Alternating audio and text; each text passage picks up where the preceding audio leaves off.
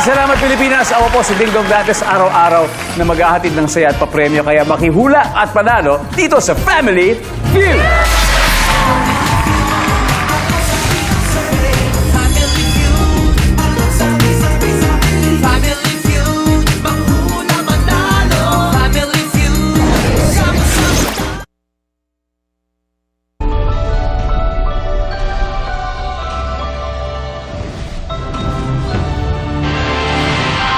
Kasunod ng pagkamatay ng ilang tinamaan ng rabies, mga nakalmot o nakagat ng aso at pusa dumagsa sa San Lazaro Hospital sa Maynila para magpa-anti-rabies vaccine.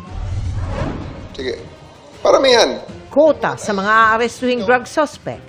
Unang direktiba ng bagong talagang PNP chief na si General Nicolas Torre III. Commission on Human Rights na bahala sa pahayag ng bagong hepe. Medyo naalarma po kami dito sa Commission on Human Rights. Senate President Chis Escudero nagsabing kahit ano pa ang gawin ng kasalukuyang Kongreso, ang 20th Congress pa rin ang masusunod kung itutuloy ang impeachment trial laban kay Vice President Sara Duterte. Kailangan itong pagpasahan muli ng 20th Congress either by an affirmative vote or by their silence and acquiescence. Ilang mambabatas pumalag sa pagkaantala ng simula ng impeachment. Sa pagtitipo ng ilang opisyal at pinuno sa Singapore, Defense Secretary Gilbert Teodoro pinalagan ng pahayag ng isang opisyal ng Chinese military. Thank you for the propaganda spills disguised as questions.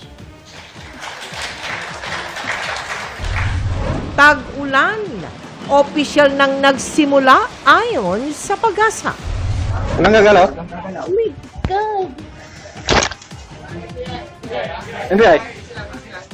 Itinuturong mastermind sa pagdukot at pagpatay sa negosyante sa Quezon City, nasa kote sa Nueva Ecija.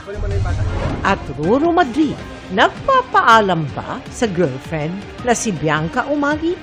Kapag may intimate scenes na ginagawa sa lolong pangil ng Maynila? Hindi naman kami yung tipong kailangan magpaalam.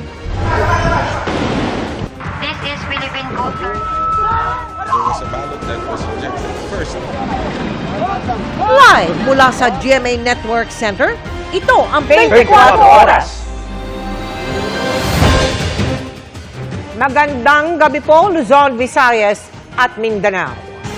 Dumagsa at maghapong pumila ang mga nagpabakuna kontra rabies sa San Lazaro Hospital sa Maynila ngayong araw. Noong nakarang linggo pa, dinaragsa ang ospital kasunod ng mga naiulat na nasawi dahil hindi nagpabakuna o hindi tinapos ang anti-rabies vaccine matapos makagat o makalmot ng hayop.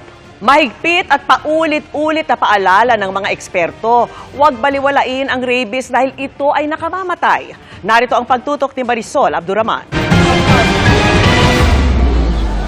Kaninang umaga, dinagsa ang San Lazaro Hospital.